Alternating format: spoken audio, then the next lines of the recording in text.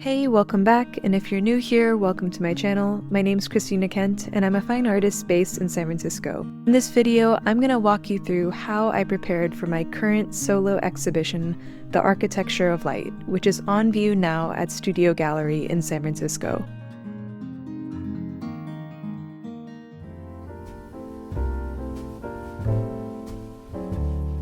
I've had a year to prepare for this solo show, but a year disappears faster than you'd think. Between commissions and other shows, planning this became sort of a marathon of project management. It's really about practicing discipline, showing up to the studio every day so that you don't find yourself underwater a week before the opening. Usually I buy my canvases pre-made, but for this show, I wanted certain sizes that I couldn't always find in stores. So in addition to having some pre-made canvases and panels, I also did some good old-fashioned canvas stretching myself. Stretching canvas can be physically tiring, but there's also something really meditative about the prep work. Stretching the fabric, toning the surface with a neutral brown color. These are mindless tasks, but they sort of help prepare my mind for painting in the studio. It's kind of like these quiet, calm moments before the creative heavy lifting begins.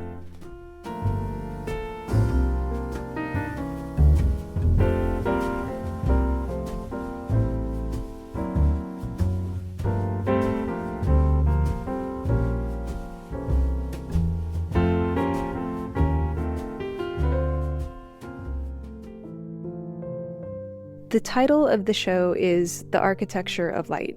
It's inspired by the scenes I see every day walking around San Francisco. I'm always fascinated by how strong light, whether it's the direct sun hitting a Victorian facade or the artificial glow of street lamps at night, can create its own shapes and spaces. A lot of the inspiration just comes from walking around the city and observing it closely, and I'll take reference photos and use these as a jumping off point.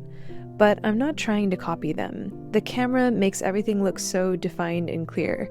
But reality is messy. It's mysterious. It's so much more complex than what can be captured by the camera. And that's what I try to convey in my work. For me, capturing that complexity, that mystery of reality, that's where painting comes in. After weeks of walking around San Francisco, closely observing light and color in the city, I have a lot of images that I can work with for the show. So I'm ready to start painting. Every piece starts with an underpainting. This is kind of like the scaffolding of the painting. It's where I show where the darks and lights are going to be in the composition. And I use a warm brown color that creates this warm glow sitting beneath the surface of the vinyl painting.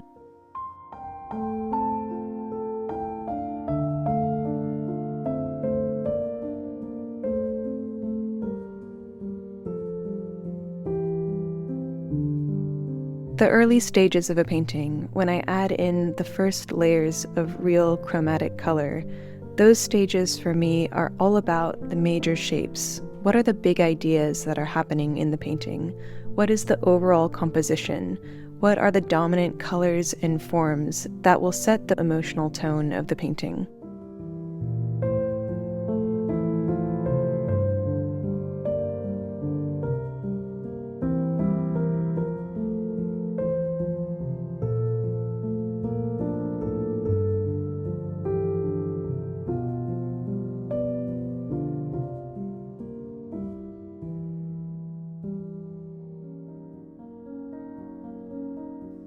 Painting is a slow and patient process. It's about gradually building up layers, adding brushstroke after brushstroke, thousands and thousands of brushstrokes that ultimately weave together to form the final image.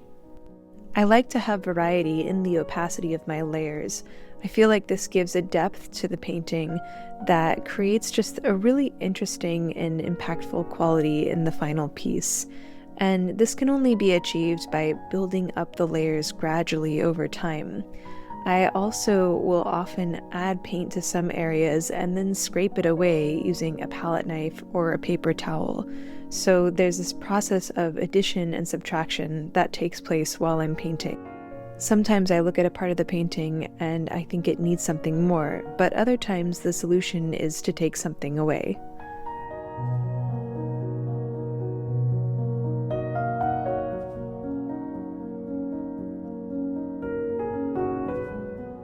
The hardest part of the painting process is what I call the messy middle. The image is starting to take shape, and I start trying to refine some areas and add some detail and nuance. Throughout this process, it can start to get kind of clunky. The painting feels like it's not really coming together, and I can have a lot of uncertainty. I'm looking for a balance between having these large, anchoring shapes and also having details that focus the eye and the composition. Finding this balance is a process. It's driven by intuition that I've built over hundreds and hundreds of paintings. Sometimes I'll intentionally add a bit of chaos or confusion in the mark making to throw things off, and then I have to find the balance again by maybe adding something else or taking something away from another part of the painting. The photographs that I reference present the world in a very clear and straightforward way, but in the paintings I want to convey that sense of mystery, something that feels more like a memory of a place than an explicit map of it.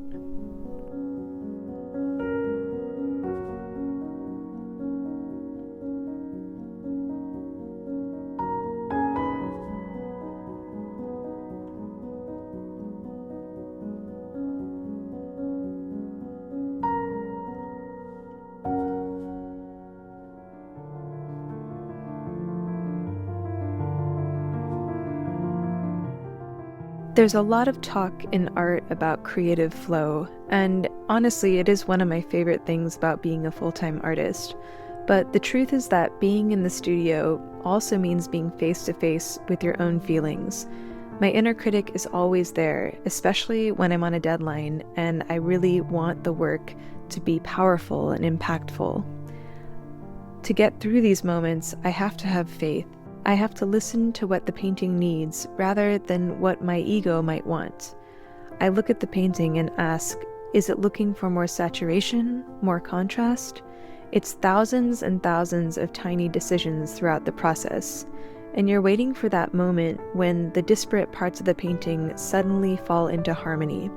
Sometimes it's just one or two final brush strokes, small accents of color or light, that suddenly move the eye and make the whole thing click.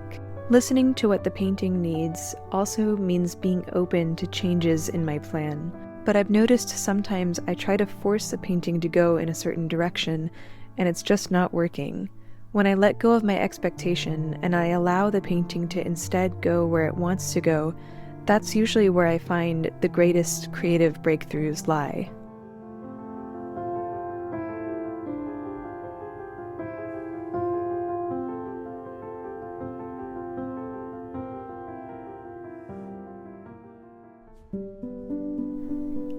At some point during the painting process, there's a threshold that I cross. In the beginning of a painting, it's all about math and management. My inner critic is loud, and I'm measuring every mark against my expectations. But then, if I'm patient, something begins to shift. The silence in the room changes. I stop being the director and start being the vessel. I find that my best work happens when I finally manage to get out of my own way.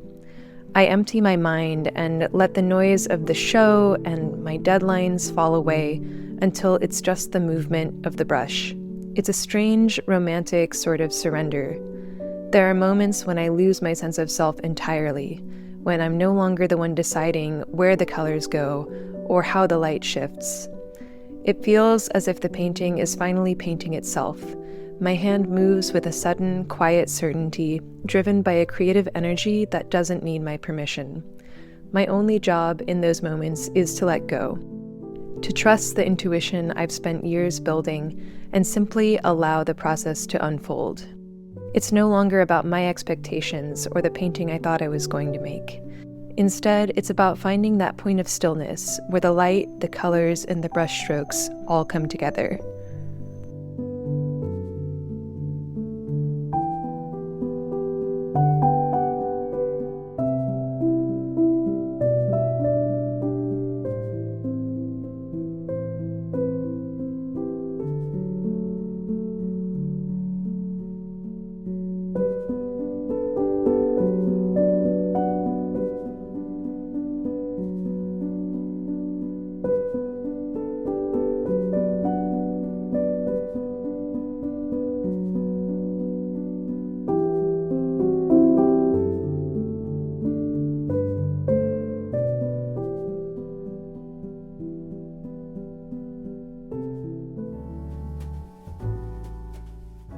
Once I finished all the paintings, then comes the part I never budget enough time for.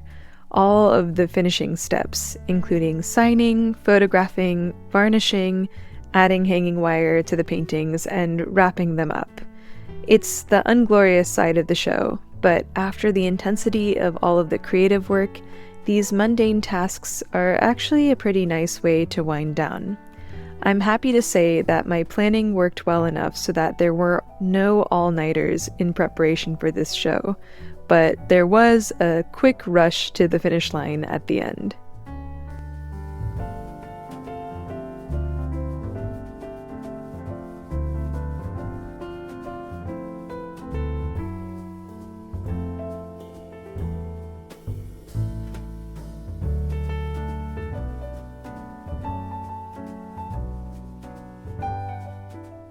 Finishing a body of work like this for a solo show is really bittersweet. There's a huge sense of pride, of course, but there's also a strange kind of emptiness. I've lived with these ideas and these paintings for so long, and now they're all leaving my studio. I think mixed feelings like this are so common whenever we are finishing a big project. Oftentimes we expect positive emotions, but the negative emotions can catch us off guard. But that's the cycle, that's part of the process. I can rest for a moment knowing that I gave the work everything I had. And once I've recharged, I can start chasing that next thread of inspiration.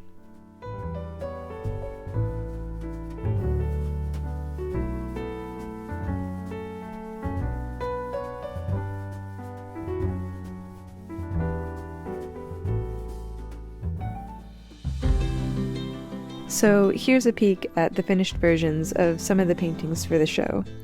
If you want to see the full exhibition, you can check it out at Studio Gallery in San Francisco from now until March 23rd. You can find more details in the description. And for those of you who aren't in the Bay Area and can't see the work in person, don't worry, I'll be doing a virtual exhibition of the show as well, so you'll be able to see all of the pieces here on YouTube.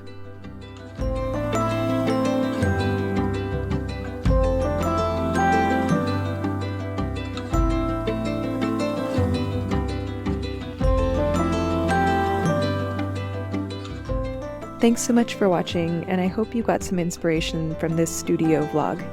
And if you like this video, be sure to subscribe to my channel, and I'll see you in the next one.